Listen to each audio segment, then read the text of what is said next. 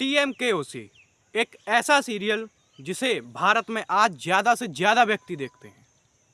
इस सीरियल के लगभग 4300 एपिसोड बन चुके हैं। अगर हम इस सीरियल को देखते हैं तो हमें इस सीरियल से हर वक्त जब भी हम देखते हैं तो हमें कोई ना कोई ऐसा मैसेज मिलता है जिसे अगर हम अपने जीवन में अप्लाई कर लें, जो हमें उस सीरियल से मैसेज मिलते हैं, अगर उनको हम अपने जीवन में अप्लाई कर लें तो हमारी ज़िंदगी बहुत ही खूबसूरत हो जाएगी, बहुत ही अच्छी ज़िंदगी हो जाएगी। Like S Jethalal. जेठालाल एक आदर्शवादी पुत्र जो अपने पिता की हमेशा इज्जत करता है, अपने पिता की हर बात मानता है, उनकी कोई बात नहीं टालता है, जैसा कि आज की दुनिया में कहीं पर भी नहीं होता है। कहीं पर भी नहीं कहूँगा, बट बहुत सारी जगह ऐसा होता है कि पुत्र अपने पिता की बात मानो को तो छोड़ो, उसे खाना तक नहीं देता है। अगर देखा जाए तो हमें इस सीरियल के एपिसोड्स से कोई ना कोई मैसेज मिलता रहता है। एक मैसेज ये है कि जब सोसाइटी रिनोवेट होती है, जब उसमें रिनोवेशन का काम चल रहा होता है, तो उसमें सारा काम हो जाता है। उसके बाद उसकी जब कलर होने की बारी आती है, तब जो सोसाइटी की रिनोवेशन करने के लिए जो कॉन्ट्रैक्टर होता है वो अपने कलर लाता है, लेकिन जेठालाल होता है वो देता है एक क्वालिटी के अपने कलर, जिससे वो कॉन्ट्रैक्टर भड़क जाता है, क्योंकि उस कॉन्ट्रैक्टर को उसमें कमीशन नहीं मिल पाती है और वो भड़क जाता है, उनसे झगड़ा करता है और वो उस काम को छोड़ देता है। और अपने आसपास, अपने संबंध में, अपने संपर्क में जितने भी कॉन्ट्रैक्टर होते हैं जो कलर करते हैं या अदर रिनोवेशन का काम करते हैं, वो उन सभी से मना कर देता है कि कोई भी उस सोसाइटी में काम मत करना, वरना आधा अधूरा कॉन्ट्रैक्ट देते हैं और बाद में कैंसिल कर देते हैं। तो उस सोसाइटी में फिर कोई भी कॉन्ट्रैक्टर काम नहीं करता है, तो वहाँ के लोगों की हालत ज़्यादा ख़राब हो जाती है।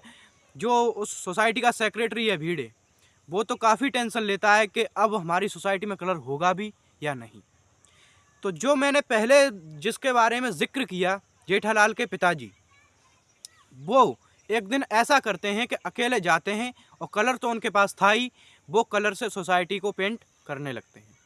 जेठालाल सुबह सुबह उठता है और अपनी बालकनी में अंगड़ाई लेता हुआ जाता है। वो देखता है बापूजी काम कर रहे हैं, वो भागता हुआ उनके पास पहुंचता है और कहता है बापूजी आप मत कीजिए, इस काम को मैं करता हूं। तब उनके पिताजी पता है एक बहुत ही अच्छी बात कहते हैं, वो ये थी कि मैं नहीं करता हूं, मैं भी करता हूं। मतलब तू मुझसे लेके अकेला मत कर, तू मेरे साथ कर, क्योंकि अकेले में और साथ में बहुत अलग बात होती है। ऐसे ही धीरे धीरे पूरी सोसाइटी उस काम को करने लगती है और लगभग कुछ ही दिनों में वो अपनी सोसाइटी को पेंट कर लेते हैं। सोसाइटी की जो बिल्डिंग्स होती हैं उनको पेंट कर लेते हैं। फिर जब पेंट कर लेते हैं, जिस दिन काम समाप्त होता है उसी दिन सखाराम जहाँ चाय की टपरी पर बैठकर चाय पी रहा होता है, अब कहता है अब मैं गोकुलधाम वालों पर मेहरबानी कर ही देता हूँ। तो वो जाता है गोकुलधाम सोसाइटी में, उसे पता चलता है इन्होंने तो खुद ही सोसाइटी पेंट कर ली। तो वहीं से हमें सीखना चाहिए कि अगर हम करने पर आ जाएं तो कोई भी काम नहीं छूट सकता है। वैसे ये तो हमें एपिसोड्स से मैसेज मिलता है, लेकिन मैं अब आपको एक बहुत ही शॉकिंग बात बताना चाहता हूँ, और वो बात ये है कि हमें एपिसोड्स से मैसेज न लेके मैं आपको इस सीरियल के नाम से मैसेज देना चाहता हूँ। इस सीरियल के नाम में भी एक मैसेज छुपा है, सोचिए क्या होगा। चलिए मैं बताता हूँ आपको। इस सीरियल के नाम में, इस सीरियल का पूरा नाम है तारक मेहता का उल्टा चश्मा। जब मैंने इस सीरियल के नाम को थोड़ा ध्यान से सुना, इसके मैंने जो इसमें नाम में 5 वर्ड्स हैं उनमें से 2 वर्ड्स अंडरलाइन किए और उन वर्ड्स पे गहन चिंतन किया। सोचिए कौन से होंगे, चलिए मैं बता देता हूँ। उल्टा चश्मा, मैंने उन पर गहन चिंतन किया, कम से कम 2 या 3 घंटे मैंने सोचा। मैंने कि उल्टा ही चश्मा क्यों कहा, उल्टा चश्मा, अब मैं बताता हूँ क्यों कहा। उन्होंने तारक मेहता का उल्टा चश्मा इस बात को कहा है कि हमें हमारी जीवन में कोई भी घटना होती है तो हमें उसे सिर्फ उसी तरीके से नहीं देखना चाहिए जिस तरीके से हमें दिखाया जा रहा है। हमें उस घटना के हर एक पहलू तक जाकर जांच करनी चाहिए कि ये घटना वास्तविक वैसी ही है जैसी हमें दिखाई जा रही है, या फिर वैसी है जैसी हम सोच भी नहीं सकते, या कोई और कारण है। समझ रहे हो? जैसे कि सीरियल के एपिसोड का मैं एग्जांपल देकर बताता हूँ। जब भिड़े की बेटी सोनालिका भिड़े जब एग्जाम में टॉप करती है, आप सभी ने देखा होगा वो एपिसोड। खोटे क्लासेस एक ऐसा बंदा, प्रोफेसर खोटे, उस भिड़े की बेटी को जो टॉप करती है उसका पोस्टर अपने क्लासेस में छपवा देता है और ये दावा करता है कि ये लड़की हमारे ट्यूशन क्लासेस में पढ़ी है, और जबकि उसको उसके पिता भिड़े ने ही पढ़ाया था। उसकी बात पर कोई भी भरोसा नहीं करता है। जेठालाल पर्सनली मिलने जाते हैं खोटे क्लासेस में प्रोफेसर खोटे से। तो प्रोफेसर खोटे इतना तक दावा कर देता है कि अगर तुम उसे झूठा साबित करोगे तो वो तुम्हें 1 करोड़ रुपए देगा, और वो ये बात आके सोसाइटी में बताता है। जेठालाल भरोसा करने लगता है कि हाँ, सच में इसने अपनी बेटी को खोटे क्लासेस में पढ़ाया है। लेकिन भिड़े हर बार यही कहता है कि मैंने नहीं पढ़ाया।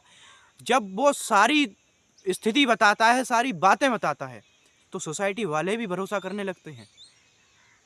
भिड़े परेशान हो जाता है। भिड़े कहता है मेरी जो दिखाया जा रहा है ये लोग वही देख रहे हैं, जो है सच में वो नहीं देख पा रहे हैं। तब जेठालाल जो उससे बात करने गया था, फिर ये सभी लोग उससे बात करने जाते हैं। जब ये बात करने, वो सबको नहीं जाने देता है, अकेले भिड़े को अंदर बुलाता है।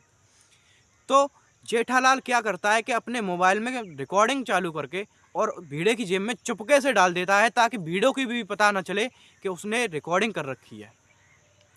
और जब वो रिकॉर्डिंग करके उस रिकॉर्डिंग को सुनता है, तब उन्हें सच पता चलता है। उसने बहुत अच्छा काम किया, वरना वो तो यही सोचते कि इसने अपनी बेटी को खोटे क्लासेस में ही पढ़ाया है। समझ रहे हो? तो यही कहना चाहता हूँ मैं, हमें कभी भी अपने जीवन में सिर्फ किसी भी घटना को एक पहलू से नहीं देखना चाहिए, और खासकर जब वो हमारे करीबी संबंधी हों। क्योंकि हो सकता है कि हमारे एक बात कहने से और जिस व्यक्ति पर आरोप डाला जा रहा है उसकी लाइफ बर्बाद हो जाए। समझ रहे हो? इसलिए मेरा मोटिव यही था आपको बताने का कि हम अपनी लाइफ में ऐसी चीज़ें देखते हैं कि उनसे हमें बहुत ही अच्छे मैसेजेस मिलते हैं, लेकिन हम उनको ले नहीं पाते हैं। जैसे कि तारक मेहता का उल्टा चश्मा, उन्होंने कई बार बताया है, लेकिन गारंटी के साथ मैं कह सकता हूं कि अगर 90% आदमी इस सीरियल को देखते हैं, भारत की जनसंख्या में से 100% में से, तो उसमें से 2% लोगों ने ही सिर्फ अप्लाई कर पाया होगा। 88% लोग बस देख लिया, हंस लिए, कहानी खत्म, फर्क नहीं पड़ता क्या हुआ। मेरा नाम है शिवम यादव और मैं आपका अपने चैनल दी शिवम शो में स्वागत करता हूं। अगर आपको मेरी वीडियो पसंद तो आई ही होगी, तो मेरे चैनल को सब्सक्राइब जरूर कीजिए, ताकि मैं आपके लिए ऐसी ही वीडियो लाता रहूं। Thanks for watching this video. मिलते हैं अगली वीडियो में।